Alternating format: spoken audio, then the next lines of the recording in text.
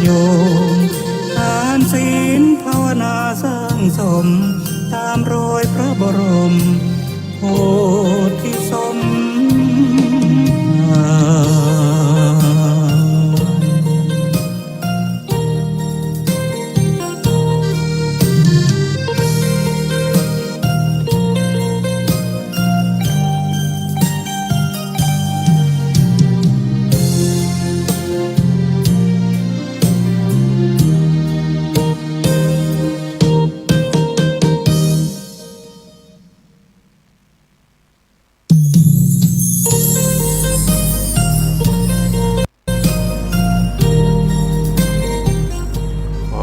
กราบนอบน้อมแด่พระรัตนตรัยอันมีพระพุทธเจ้าพระธรรมเจ้าพระสังฆเจ้าขอถวายความเคารพแด่พระเถรานุเถระพระสังฆาธิการพระสงฆ์องค์เนนจุตนจุองค์ขอเจริญพรกับคณะสัทธาสาธุชนทุกท่านวันนี้กระผมอาตมาภาพพระครูสังวรศรีราภิรักษ์เจ้าอาวาสวัดไซมูลตำบลแม่กาอำเภอสันป่าตองจังหวัดเชียงใหม่ก็ได้มาพบปะกับคณะศรัทธาสาธุชนทั้งหลายในวันนี้เป็นวันจันทร์ที่ 4 เดือนสิงหาคมพุทธศักราช 2568 ซึ่งก็ตรงกับขึ้น10 ค่ำ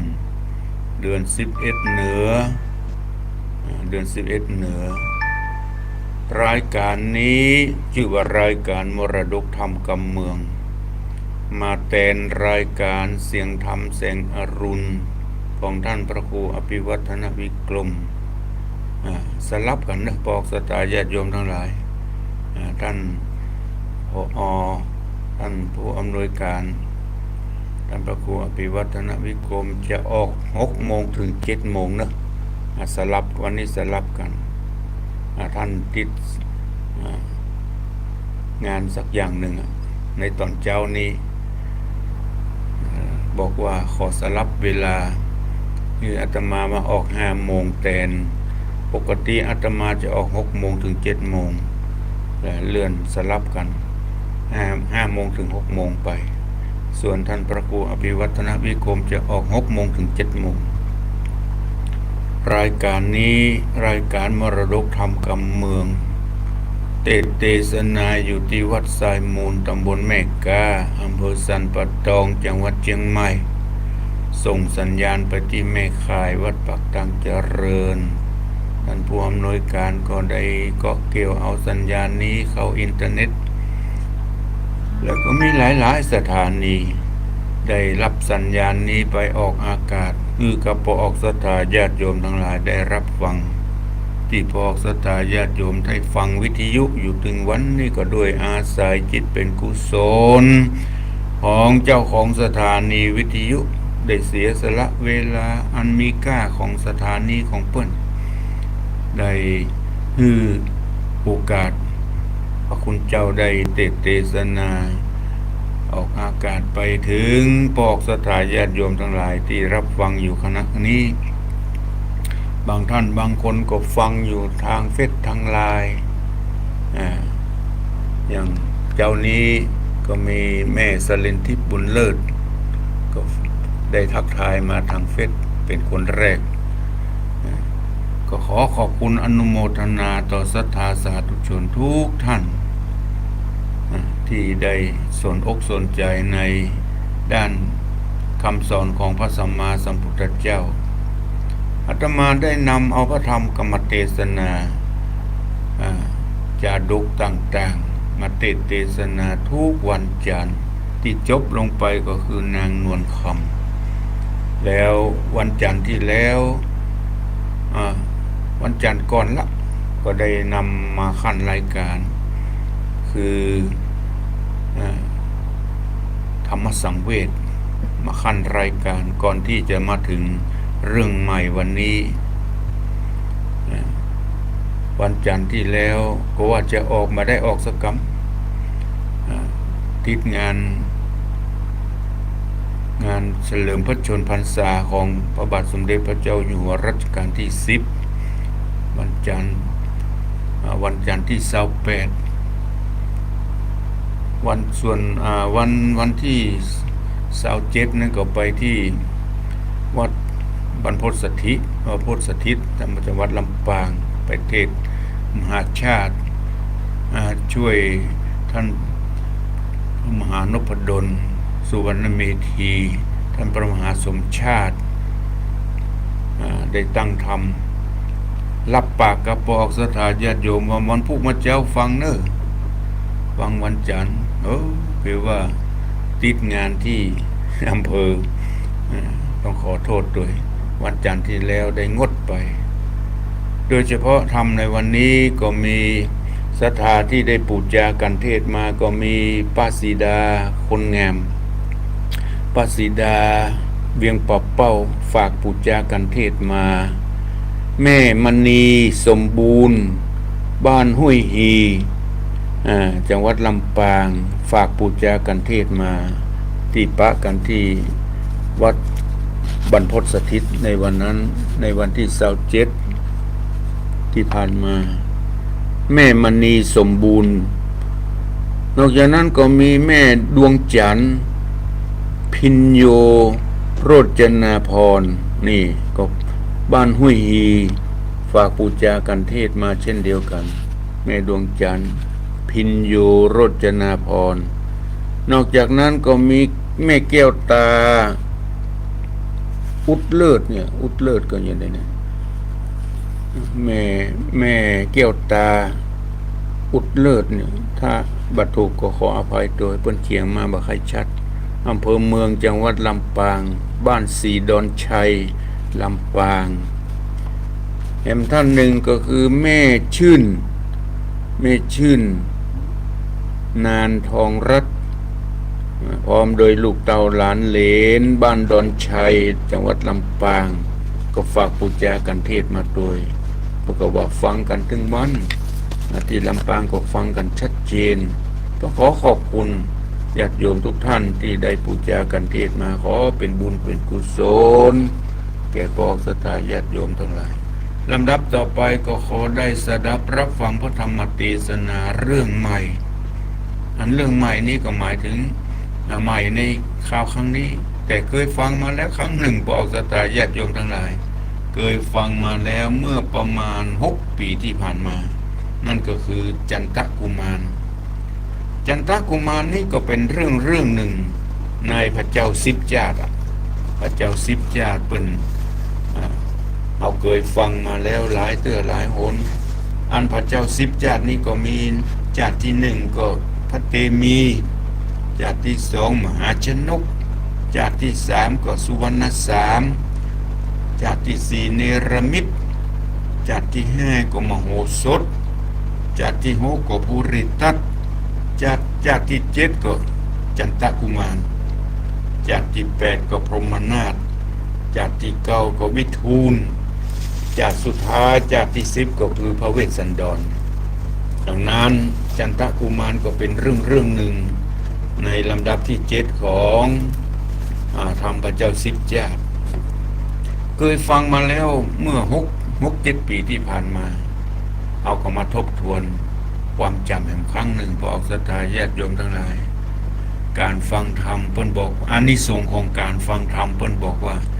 ฟังครั้งแรกยังบ่เข้าใจชัดฟังซ้ำครั้งที่2ที่3จะได้เข้าใจชัดยิ่งขึ้นจะทำให้จิตใจผ่องใสหายความสงสัยนี่เป็นห้องอานิสงส์ของการฟังธรรมดังนั้นเอาฟังหลายๆครั้งก็ถือว่าเป็นการตอกย้ำความเข้าใจเพื่อหายสงสัยจะได้เข้าใจชัดยิ่งขึ้นในเนื้อหาสาระของพระธรรมเทศนาเอาละเพื่อมือเสียเวลาบอกศรัทธาญาติโยมทั้งหลายก็ขอได้ตั้งอกตั้งใจสดับรับฟังพระธรรมเทศนาเรื่องจันทกุมารผูกแรกผูกที่1เป็นลำดับต่อไปนะโม ตัสสะภะคะวะโตอะระหะโตสัมมาสัมพุทธัสสะราชาสุทธกัมมาติอิตังสัทธากิจจกูตปปติวิอารันโตเทวตันติสานทโวดุราสะปุริสะตั้งหลายตั้งยิ่งใจหนุ่มเทามีศรัทธาเป็นประธานต่างก็มีใจบานปีติยินดีศรัทธามีบ่ผ่อนได้จากบ่อนในตั้งอกตั้งใจฟังธรรมเข้ามาสดับพระธรรมเทศนาอัญจุรีกุมเก้าไว้แก้วเจ้าสามประการแล้วสมาทานกดแขวดรับศีลห้าศีลแปดกับตัวกับตนเพื่อเป็นสิริมงคลกุศลหลายสิ่งของบุญอันยิ่งนานาถมหนาป้านป้อจริงฟังธรรมต่อตัวไปเป็นปัจจัยส่งอยู่ได้อยู่สุขเจยบานเป็นดังยานใหญ่กว้างป่าคำตาป่าข้ามตาตั้งสากรดับอาวรโศกเศร้าบอกเกเท่าชลาจุงอดสาฟังที่จักกล่าวจี้แนวใหญ่ลำดับไปแต่ต้นติดสืบส้นถึงปลายท่านทั้งหลายจุผู้ได้พามรู้บัดเดียวนี้แหละนะเอกังสมัยยังมีกาลคาบหนึ่งพระติไวยอดสัพพัญญูตนเป็นครูแก่โลก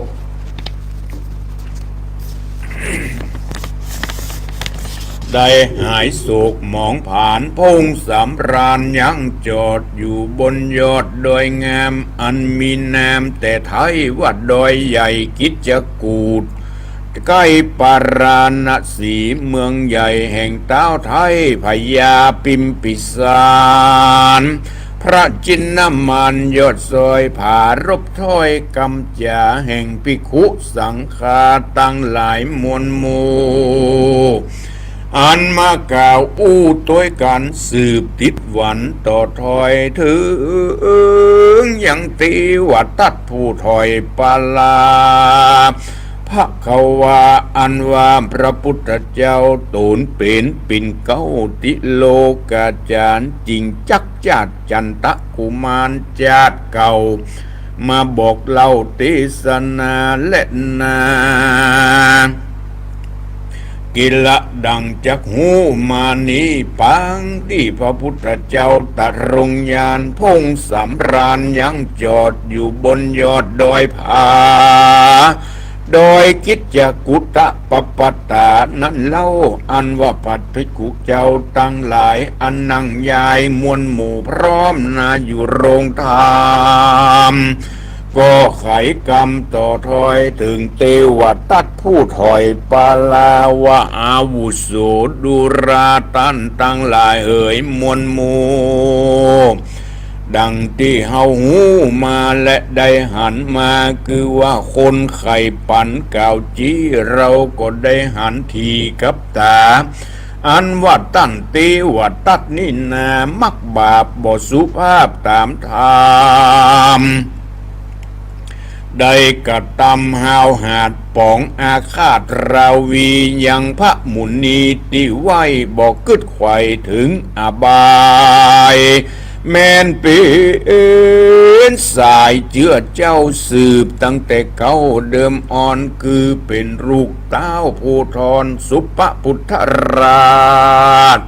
เจ้าผาศาสเทวตะราชาราชธานีเป็นพี่นางสมสรียศใหญ่คือนางนัทไทยโสธรา มีสองตาดังเหมือนตาบอดแจงสอดหันโหนได้เอาตนออกบวชแล้วลวดเนรกูลตันหาหนุนเตื่อมแทงได้แต่งแซงอุบายมีมากหลายบ่น้อยเพื่อข้าพยอดซอยสัพปัญญูคือพวกธนูใจกล้าไปโพกท่ากองต่างเพื่อดาวางเพื่อดาดังยิงใส่ยังพระที่ไว้ตรงยานเพื่อหื้นหนอพระภูบาลจาตสัทธรุราชปล่อยจ้างห้าวแหดนาคารนาราคิรีตัวงามดีใจกล้าเพื่อไล่ฆ่ายอดขุนธามกันบทสมกรรมมักไฟมันก็ขึ้นบนอยู่บนดอยใหญ่กิจกูดยามนั้นพระพุทธเจ้าที่ไว้มารอดใกล้ตีนดอยมันก็แลกอยสันพอตัดที่หม้อกองตามันก็ถือโอกาสกิ้งหินผาก้อนใหญ่ลงมาใส่สับปันแม้นตัวมันนั้นเล่าจากเยะลายเผาลายประการพระจินนามานตูนสักสวัสดก็บ่เจ็บบาดในตนตุกกังวลมากน้อยบ่จ่องห้อยตัวมาเต้าขุนนาเพกว้างบ่เว้นว่างแห่งยามใดส่วนเทวตัดใจบับสาวใครเป็นพระพุทธเจ้าแทนพระองค์ใจลำหลงใบบอดไปตกอยู่ใต้ตันหามีสองตาเหมือนตาบอดบอกขึ้นรอดหันกุลปางไปลุนเมื่อซ้อยเทวตัดถอยอาธรรมได้กระทำกรรมหยาบอันเป็นบาปนำนาคือได้จ่าสนโสออกปากล่ออุบายฮือสังฆะหลายมวลมากได้แตกจากเสียการปันดังตัวมันนั้นเล่าได้ปาภิกขุหนุ่มเท่าตั้งหลายจัดนับหมายบ่น้อยได้500เป็นธารามอันพงมาบวชใหม่บ่งูควายกองดีได้หลีกหนีจากหมู่ไปตัวอยู่เมืองกายบ่นานเต่าใดแต่ใส่บาปมาไล่ต่อปานคือเปียที่อ่านมาถูกมาตองในแห่งห้องกายาจักเตียวไปมาก็ได้รับแต่ความลำบากลุกนั่งยากเหลือหลายมันกูดหมายหูได้ว่าเปียว่าที่เปียใหญ่มาปานบ่ปอนานเนิ่นจ้าเตี้ยงจากความหน้าบ่สงสัยมันมีใจกึดรอดถึงพระเจ้ายอดสัพปัญญูว่าใครไปจูที่ไกลนบกลับไว้ป่าตาขอขมาลดโทษอันร้ายโหดตาลุนก็ปาริวานตนมนหมู่แห้มมาสู่เจตวันนะอารามลำดับตามตั้งไตนับอ่านได้หลายวันก็จริงปากันมารอถึงที่จอดโบกครณีอันดีใหญ่กว้างตีจิมข้างเจตวันนะอารามน้ำใสงามดังแก้วพอลงแล้วหันทรายดอกบัวยายหลายสัมมีพร้อมพรำหลายสีคันทะดีรสเราหอมตัวเต้าอานามินเพิ่งมาเป็นหมู่ตอมดอกอยู่สะโซนอันเตวัตตัดตนมักบาปยินไข่อาบคัดสียังกายะอินทรีตัวเก่าหายมนเศร้ามนทินจิงยกสองตีนกาพรากย่อนลงจากจองนอนย่ำดินดอนต่ำไตยังบอดตันใดผายผัน คือยังบ่ตันย้ายบาทบาปห้าวหาดมาตุยตันแผ่นดินหนาอดบ่ได้แยะเย่งยะจ้องไว้เป็นเหวตีวัดตัดใจบาปตกลงไปไว้วองรอดแห่งห้องอเวจีย้อนเป็นคนการลีฮึกอย่าปองขนาดภาษปัญญูนั่นแหละนาสัทธาติสังกทังสุตวาสัทธาอันว่าพระสัพปัญญูพระพุทธเจ้าตนเลิศแล้วนั่งเต้นแก้วผาบมวลมานตะรงโสตัญญาณผาเสืดหูติบเลิศเจียงจีนย่อมได้ยินคำที่กล่าวบอกว่าสู่ดาวเด่นใดแม้นอยู่ไกลขอบฟ้าหรือ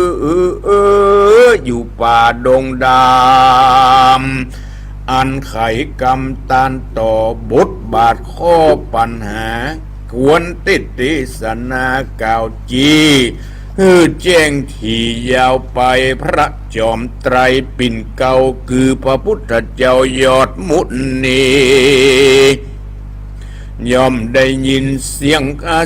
ข้ดังอยู่ใกล้กองตาเหตุนั้นนะพระพุทธเจ้าตนเป็นเก้าอาจารย์พงสำราญยังย่อนอยู่ในบ่อนกันทกุดีโสตัญญามีเป่งปอยก็ได้ยินถ้อยคำจาอันภิกขุนำมามวลหมู่กล่าวอู้อยู่ที่โรงธรรมพระองค์คำเป็นเจ้าหันเงินเก้าติสนาก็สดีลีลากาพรากออกไปจากกันทกุดีดังราชสีตัวองค์อาจยกย้ายบาทลีลาจากคูหาถ้ำใหญ่เปื้อสอดป่าไม้ดงไผ่กันเสด็จไปรอดแล้วก็นั่งอยู่เหนือเต้นแก้วอาสนายามนั้นภิกขุสังฆาหนุ่มเท้าหันพระพุทธเจ้ายอดตัสสะปนพระกุศตนต่อหน้าบ่ได้จ้าสับปันก็ปากันสันลังหยุดยอบยั้งกำจาต่างก็ยอมมือสาขับไว้ทุบโทคบตวนท้อยไข่สามหนหับปากตนจุภูนั่งดักอยู่ได้เหมือนนั้นพระบุญภายเป็นเจ้าจริงแซงเล่าจะถามด้วยกำงามอ่อนอ้อยฟังจินจ้อยวอนหูว่าภิกขเวดุราภิกขุตั้งหลายเอ่ยอันมานั่งอยู่ใหญ่ๆตันตั้งหลายหนุ่มเทาได้ต้านเล่าสังจาหันเรามาอยู่ใกล้ลวดยังไว้กลางโหนหับปากตนจุผู้บ่มีไผกล่าวอู้นั่นแหละนาที่นั้นพี่ครูตูอุ้งอาจจบฉลาดโดยโวหารก็นมัสการกรมเก่าบอกพระเป็นเจ้าตามมีพระมุนีตนผ่านแป้วจิ้งไข่ข้าอุบเกวติสนาว่าภิกขเวดุราภิกขุทั้งหลายเหยมวลมากอันมากก็ไข้พ้นจากสงสารอันว่าเทวตัดหานมักบาปปองขนาบตัวเราจะใจกวังเมาหาวหาดด้วยอำนาจตัณหาแผ่นดินหนาอดบ่ได้ยะจ้องไว้เป็นรูปเลยตกลงจูไว้วองลงสู่รอดห้องมหาอวิจีเสวยตุกขีลำตี้บ่ใจว่ามีแต่จาดนี้บัดเดียวเมื่อเราเตียวโลกกว้างพงก่อสร้างสมปานเกิดเป็นจันตะกุมารหนุ่มเนาเจือจัดเจ้าตะรงเมืองยาสะเรื่องแผ่กว้างภายน้อยแอ้งยอกูลเตวตัดเป็นขุนยศใหญ่ บทโดยไต่ตามธรรมได้ไขกรรมจุล่อยังเต้าตนป้อราชามีนานาต่างๆมีหลายอย่างหลายประการเพื่อฮือพระผู้บานเจ้าฟ้าได้ค้ำค่าตัวเราบาปบ่เบาจองกองจักสู่ห้องอเวจีและนาพระมุนีตูนผ่านแผ่วกล่าวเต่านี้แล้วลวดบทเจียนจาที่นั่นเจ้าภิกขุตนฉลาดก็อภิวาทนมัสการว่าข้าแด่พระจินมารเป็นเจ้าอันว่าจาดเก่าปังหลังผู้ข้ายังบอกใครหูแจ้งขอพระเก่าแจ้งยาวไปเด็ดเตอ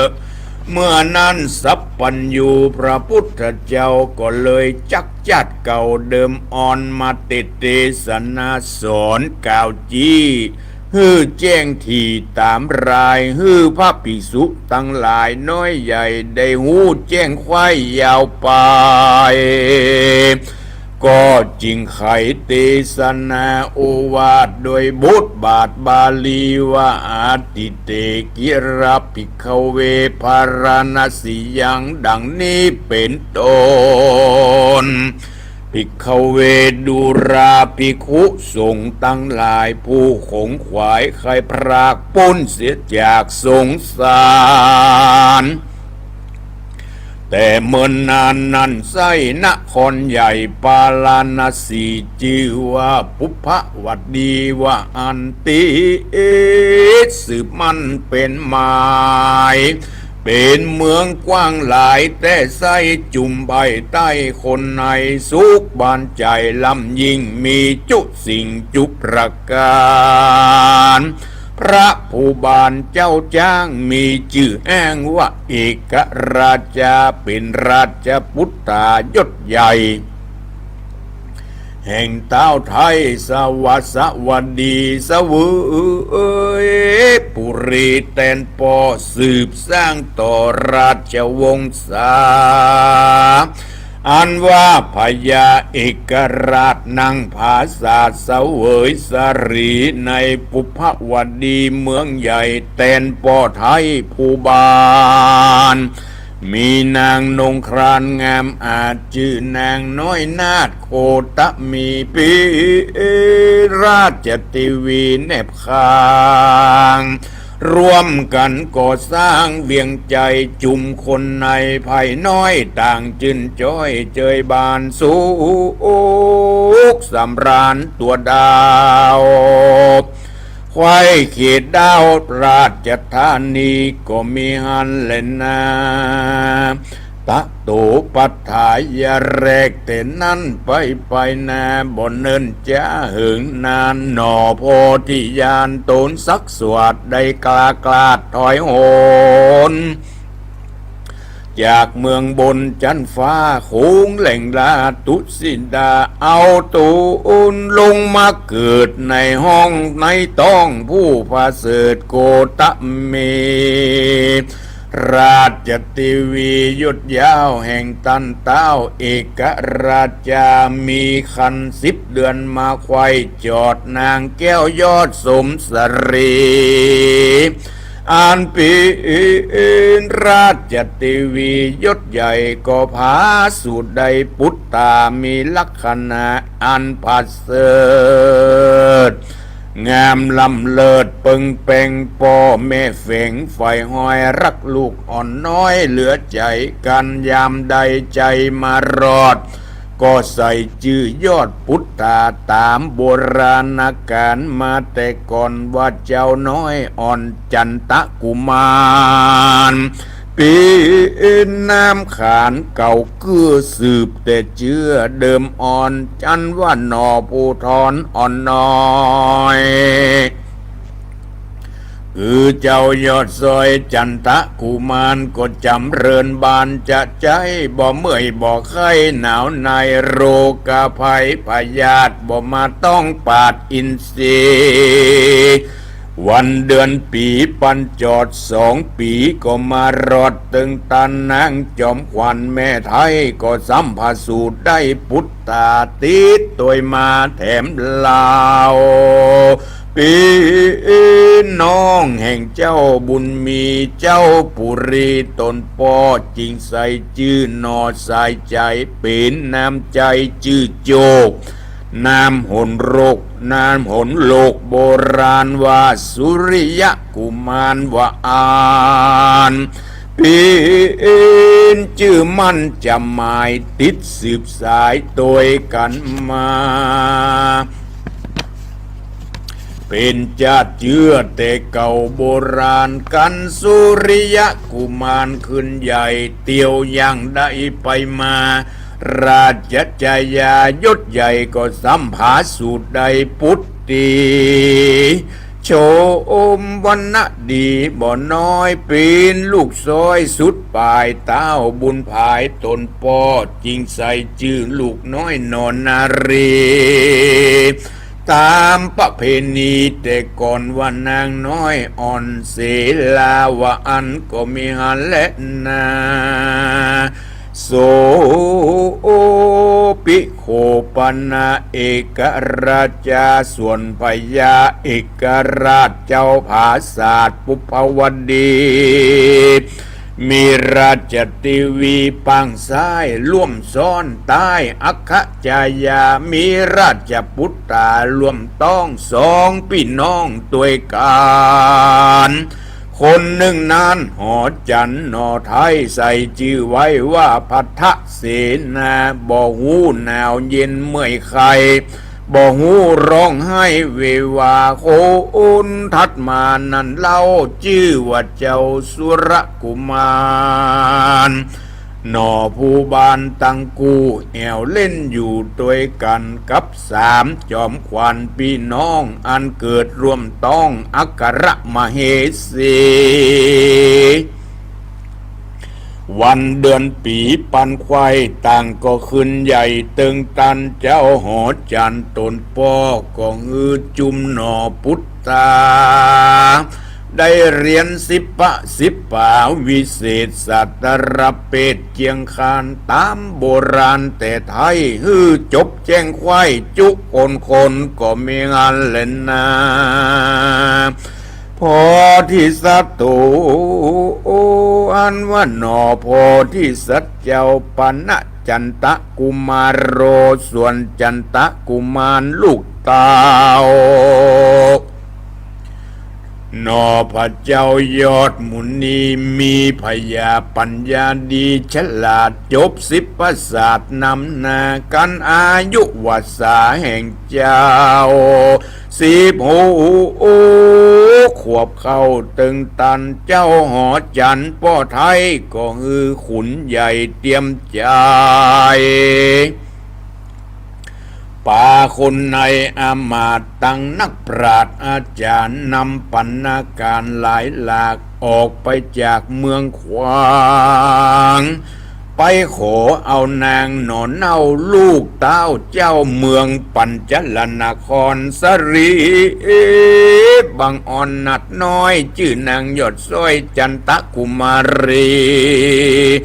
มาเป็นเทวีร่วมข้างแห่งเจ้าหนอเจ้าจ้างจันตะกุมารตามจาริตโบราณแต่ก่อนบ่ฮือผ่อนอันใด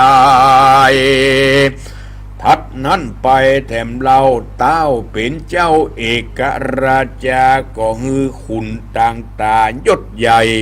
เอาค้อนให้กองใจสัญญาไปไขว้ดาวพับเป็นดาวราชธานี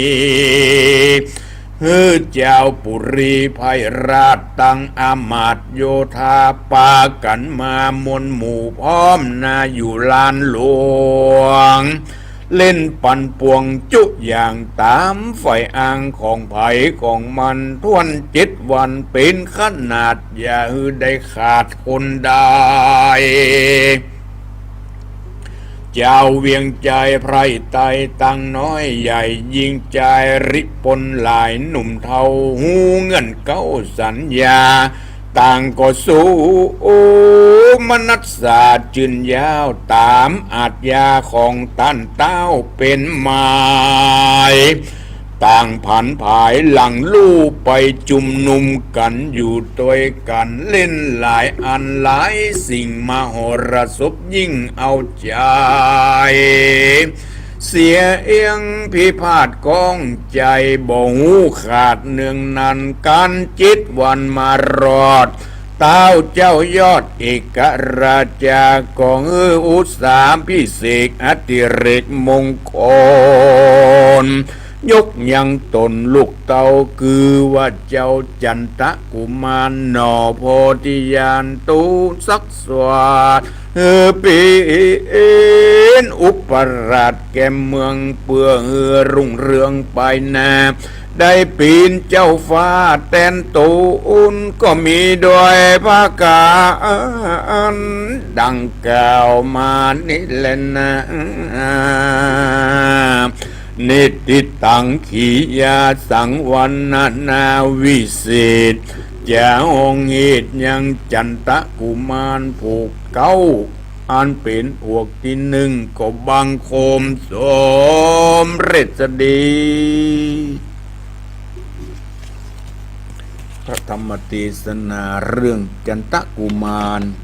พวกเก้าพวกหนึ่งก็จบลงไปพอออกศรัทธาญาติโยมทั้งหลายดังที่อาตมาได้เทศนาไปในทำนองแบบพื้นเมืองเหนือก็พอจะสรุปใจความโดยย่อๆเพื่อให้เกิดความเข้าใจในเนื้อหาสาระของพระธรรมพวกนี้พระพุทธองค์ได้ตรัสเทศนาเรื่องที่พระเทวทัตได้จองล้างจองผ่านพระพุทธเจ้ามาบ่ใจมีเฉพาะในชาตินี้มันมีตั้งหลายเช่นหลายชาติจนเทวทัตถูกแผ่นดินสรุปด้วยบาปกรรมที่กระทำต่อพระพุทธองค์ภิกษุสงฆ์ทั้งหลายก็มีความสงสัยว่ามันเป็นเพราะเหตุใดทั้งที่เป็นญาติถึงพระพุทธเจ้าแท้ๆก็เลยถามเรื่องในอดีตชาติปางก่อนมาพระพุทธองค์จึงได้เล่าให้แก่ภิกษุทั้งหลายฟังว่ายังมีครั้งหนึ่งที่ท่านเกิดมาเป็นจันทกุมารมีเมืองหนึ่งชื่อว่าเมืองบางปะเมืองปาราณสีพญาเจ้าเมืองชื่อว่าพญาเอกราชามีมเหสีคนหนึ่งชื่อว่านางโคตมีนางโคตมีนี่ก็อยู่สุขสบายดีบ่มีพยาธิอันใดมีความสุขกายสุขใจบ่เมินบ่นานเท่าใดนอโพธิสัตว์เจ้าก็ลงจากสวรรค์ลงมานอโพธิสัตว์เจ้าก็ได้ลงมาถือกำเนิดเกิดในครรภ์ของนางโคตมีเมื่อนางโคตมีต้องมีครรภ์ครบ10 เดือนนางโคตมีก็คลอดลูกออกมาเป็นพ่อชายชื่อใส่ชื่อตามหนโลกโบราณว่าจันทกุมารนี่แหละชื่อจันทกุมารเป็นนอโพธิสัตว์เจ้าเลี้ยงใหญ่มาด้วยบุญสมปานที่จันทกุมารได้สั่งสมมาบ่มีพยาธิอันใดบ่ให้บ่ห้องเลี้ยงก็ง่ายใหญ่โตมาจนครบ2 ขวบ 2 ปีนางโคตมีเป็นแม่ก็ตั้งครรภ์แห่งละตั้งครรภ์เป็นครั้งที่2เมื่อตองครบ10 เดือนก็คลอดลูกคนที่2คนที่2นี้เมื่อคลอดออกมาแล้วก็พ่อเจ้าเอกราชาก็ใส่ชื่อว่าสุริยกุมารเจ้าสุริยกุมารก็อยู่ใหญ่โตขึ้นมาพอสมควรนางโคตมีก็ตั้งครรภ์คนที่3ให้หมอลูกดกตั้งครรภ์ที่3พอครรภ์ครบ10 เดือนผาสูตรออกมาเป็นไม่ยิงเลยคราวนี้เป็นไม่ยิงใส่ชื่อว่าเสลากุมารพญาเอกราชตนนี้บ่ใจมีมเหสีคนเดียวเนอะบ่ใจมีพระจายาคนเดียวมีจายาคนที่2ป ปิ่นห้องว่าพระจายาปังซ้ายมีพระจายาปังขวาคืออาจจะเป็นมเหสีคนเก่าเอาอู้กันง่ายๆก็เมียหลวงเมียน้อยนั่นแหละมีมีพระจายาปังซ้ายแห่งคนหนึ่งจายาคนปังซ้ายนี้มีลูกแห่ง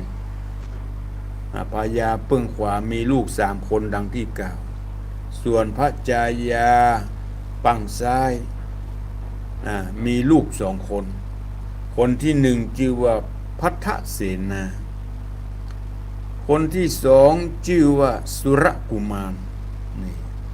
พญาเอกราชหันว่าลูกทั้งหลายก็ใหญ่โตขึ้นมาโดยเฉพาะจันทกุมารเนี่ยเป็นลูกเก้าจากเมียหลวงจากมเหสีโคตมีใหญ่โตมามีอายุ16 ปีแล้วมีอายุ16 ปีเอาใหญ่มาพอสมควรหันที่จะได้ไปศึกษาห้ำเฮียนศิลปะวิชาต่างๆเพื่อจะได้มาปกครองบ้านเมืองแตนป้อเมื่อจันทกุมารได้ไปศึกษาห้ำเฮียนจบมาเป็นที่เรียบร้อยสมควรที่จะมีคู่ครองก็เลยไปสู่ขอจากเมืองปัญจลนครที่อยู่ใกล้ๆกันติดเคียงกันนั่นแหละเมืองปัญจลนครเพิ่นมีลูกสาวคนหนึ่งชื่อว่าจันทกุมารเนี่ยชื่อคล้ายๆกันเด้อจันทกุมารีเป็นแม่ยิงจันทกุมาร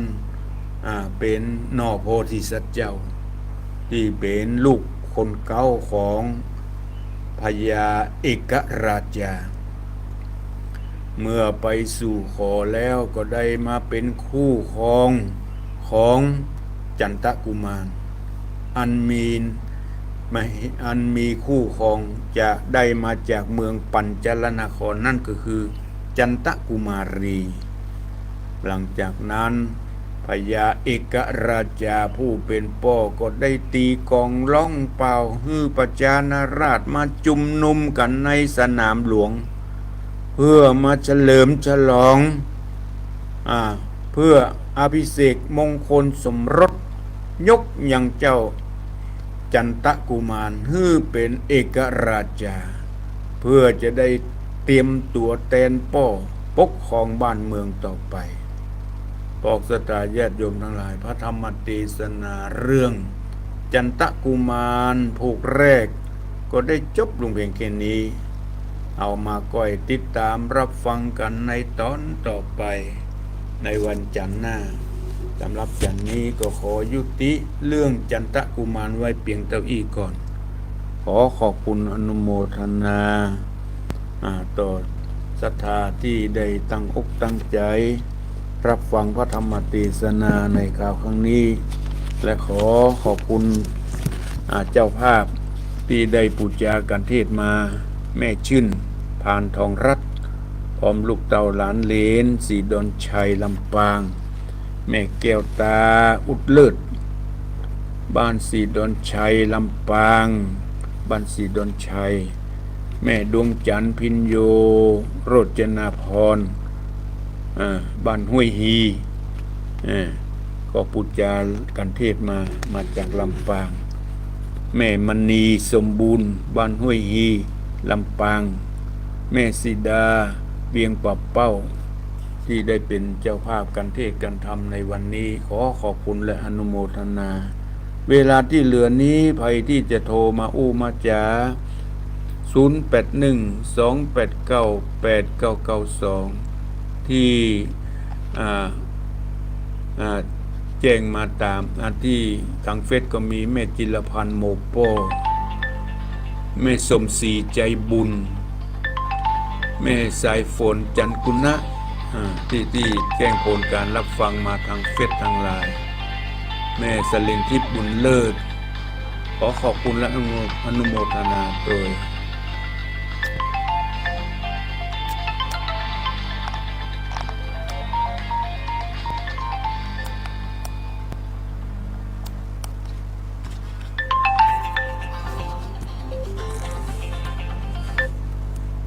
ริญพร ไว้สาขาวันนี้ขอเอาก่อนในกำเนิด นั่นเหรอ วันนี้มันติดหมอดอ่ะ ครับ ฟังชัดเจนที่เนอที่เวียงป่าเป้านอพอบุญธรรม ชัดเจนดีครับเป็นชื่อมันใกล้เคียงกันเนาะ ชื่อใกล้เคียงกัน จันทกุมารจันทกุมารี เออมันมีกระจังปลายอันน้อยเดียวเนาะ ไม่การคำว่ารีนี่ก็หมายถึงผู้หญิงไม่ยิง ครับ ขอบคุณพ่อบุญธรรมเนอะ ครับผมไว้สาครับ รักษาอยู่ดีมีสุขพ่อบุญธรรมปงหนองเบียงป่าเป้าจังหวัดเชียงรายเจริญพร ไหลจ้าพระพุทธเจ้าฟังยินเด้อ โทรมาจากไหน จากมาเรือนเซ็นต่อวังเหนือลำ แม่ ปาง เลือน เจ้า แสนต่อวังเหนือที่วังเหนือลำปางนี่ก็ฟังชัดเจนดีเนาะ เจ้าทั้งคุณเจ้าจิตเจ้า ขึ้น90ของแม่ของคุณจรุนดารุณีเนาะ เจ้า แม่ นักเซ็นเด้อ ขอบคุณเนอะแม่เลือน จ้าเจ้าเป็นกำลังใจกับคุณเด้อ เจริญพรบุญรักษาอยู่ดีมี เจ้า สุข เจ้ากับประชาเจ้า เจริญพร ประชาเจ้าพระครู โทรมาจากไหน ปันมันเราเจ้ามันเรือนประชา บ้านเรือน เจ้า บ้านเรือนฟังชัดเจนดีเนอด เจ้านักเซ็นเจ้ามันใกล้นี่เนาะ โอ้มันใกล้นี่ แม่ยังก็ คำปันเจ้า ฮะ ไม่คำปัน โอ้แม่คำปานโอ้อยู่ใกล้ๆเนี่ยบ้านเรือน อยู่ใกล้ๆกันนี่เอง ขอบคุณนะแม่เรือนเด้อแม่คำปานเด้อ เจ้า ฟังตลอดก้า ฟังตลอดเลย โอ้ดีละเป็นบุญเป็นกุศลเด้อ เจ้า บุญรักษา เจ้า อยู่ดีมีสุขเจริญพร ไม่สาเจ้าท่านพระครู โทรมาจากไหน จากลำปางเจ้ามัน ลำปางบ้านเนี่ยก็ มันไหลนาน้อยเจ้า บ้านไร่นาน้อย ไม่น้อยอุตุดีเจ้า โอ้แม่น้อยฟังเป็นประจำก้า เจ้าทั้งเป็นประจำเท่านั้นในโคเจ้ามันติดโนเจ้า ฟังชัดเจนดีเนอที่ลำปาง เจ้าสเตนีเจ้า โอ้ขอบคุณเนอบุญรักษาเนอ เจ้าเป็นกำลังใจเนอะ อยู่ดีมีสุข สาธุ บุญรักษา เจ้าเจ้า ฟังกันได้ตัวไป เจ้า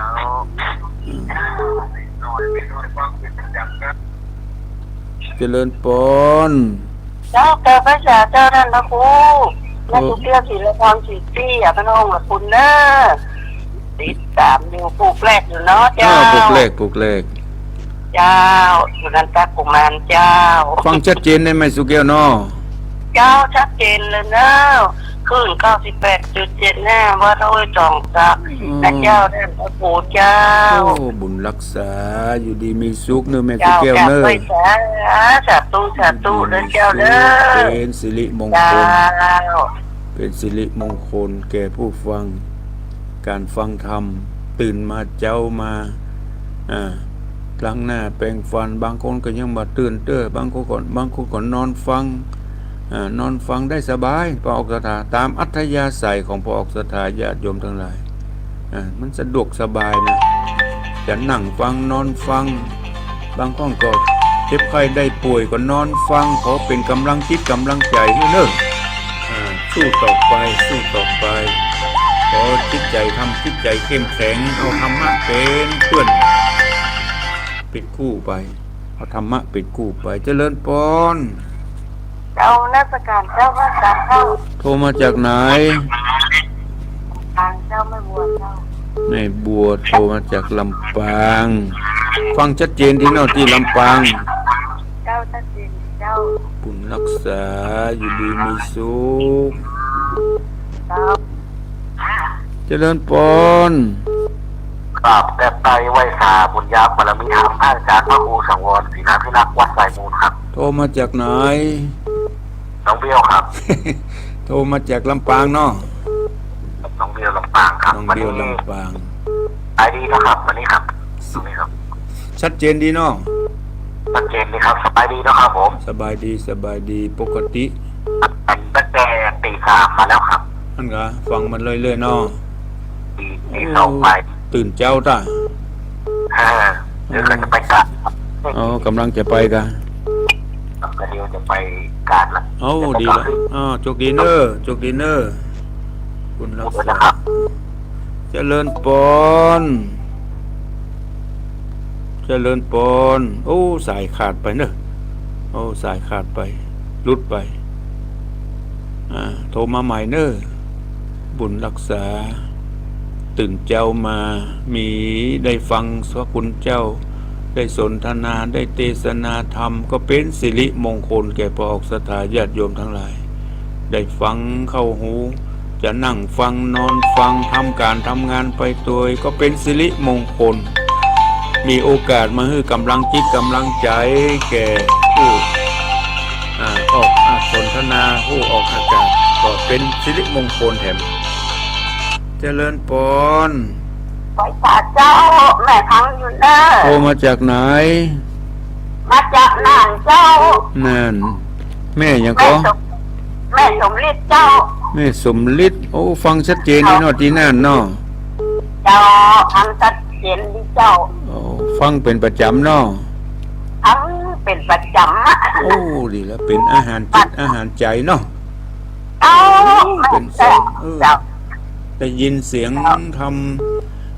ได้ยินเสียงน้ำธรรมคำสอนของพระสัมมาสัมพุทธเจ้าเป็นสิริมงคลทำให้ เจ้า ชื่นอกชื่นใจเป็นกู้เป็นกิมกันไปเนาะพ่อแม่เนาะ เจ้า เป็นรักษาเนอะ เจ้า เอ ไปเจ้า ขอบคุณแม่สำลิดเนอะ เจ้าไว้สาเจ้า โทรมาจากน่านโทรมาจากน่านขอขอบคุณเจริญปอนโอ้เสียงรุดไปเนอะโทรมาใหม่เนอะว่างอยู่ ขอขอบคุณอนุโมทนาเจริญปอน ไว้สาเจ้าสันพระครูแม่บัวลอยปานทุกข์ก็ ฮะแม่บัวลอย ก็ทำคือแม่สื่อเจ้า โอ้แม่บัวลอย เจ้า ฟังชัดเจนในนอที่แม่สวยอะ เจ้าชัดเจนเจ้าคืนดาลุลีเจ้า โอ้แม่ส ฟั ว ง ย ตลอดเนอ แม่สวยนี่จังหวัดเชียงรายเนาะ เจ้า ฟังชัดเจน เจ้าชัดเจนดี ทั้งปุ้น ดี ทั้งปุ้น ใจได้ฟัง ทั้งปุ้นฟังกันหลายก็ วันแค่นักเจ้าเขาบะโทไว้วันเขาอู้กันอยู่ เอาเป็นตัวแทนเป็นตัวแทนเนาะ เจ้าว่าแม่บัวลอยโทรตลอดนี่เจ้าเขาบ่ได้โทรเขาว่าฉันอีก ไปฮื้อแม่บัวลอยโทรมาเป็นตัวแทนเนาะ เจ้า เป็นว่าฟังเป็นว่าฟังกันจัดนักเนาะ ผู้ฟังตั้งแต่บ้านนี้ถึงแม่สวยฟังตลอดเจ้า นั่นกะ เจ้าฟัง ขอบคุณขอบคุณเนอะฝากขอบคุณไปตัว ฟังตลอด เป็น คน บุญ เฒ่าก็มาอู้ฟัง เป็นบุญเป็นกุศล เจ้า ได้ปกป้องคุ้มครองรักษา ผู้ฟัง เจ้า ธรรมะคำสอนของพระสัมมาสัมพุทธเจ้าทำให้อายุมั่นขวัญยืนอยู่ดีมีสุขมีสุขภาพแข็งแรงเนี่ย เพราะเป็นอาหารจิตอาหารใจหรอก เจ้า พระธรรมคำสอนของพระสัมมาสัมพุทธเจ้า ขอบคุณแม่บัวลอยเนอร์ เจ้าโอ้เอายาเป็นยาทิพย์เจ้าเจ้าว่าสบายเจ้าฟังฟังว่าทุกๆ เปิดห้องว่า ดีใจ เป็นธรรมะโอสถ เจ้า เป็นยาอย่างหนึ่ง เจ้าเป็น ทำ ยา เพื่อ แท้ อันกะบุญรัก เจ้า ษา เป็นยาแท้เจ้ารัก เจ้า ษาดีมี เจ้า สุ สา ข ธุเจ้าฟังตลอดเนอ ขอ เจ้า ขอบคุณอนุโมทนา เจ้า ต่อศรัทธาสาธุชนทุกท่านที่ได้เปิดเครื่องรับฟัง และได้แจ้งผลการรับฟังมาทางเฟซก็ดี ทางโทรศัพท์ก็ดี มีพ่อบุญธรรม แม่เรือนแสนโตแม่คำปันบ้านเรือนนี่ก็บักใกล้กันอยู่ฝั่งคนละฝั่งกันล่องไปแหมสัก 2-3 กิโลแม่น้อยบ้านไร่นาน้อยจากลำปาง แม่สุกเกลศิลาพรบ้านหงแม่บัวมาจากลำปางน้องบิวมาจากลำปาง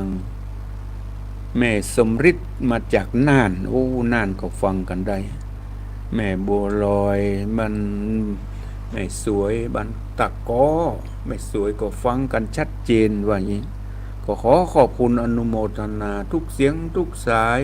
ศรัทธาสาธุชนทุกท่านที่เปิดเครื่องรับฟังเจ้านี้อาตมานำรายการมาจัดรายการมาก็พอสมควรแก่เวลา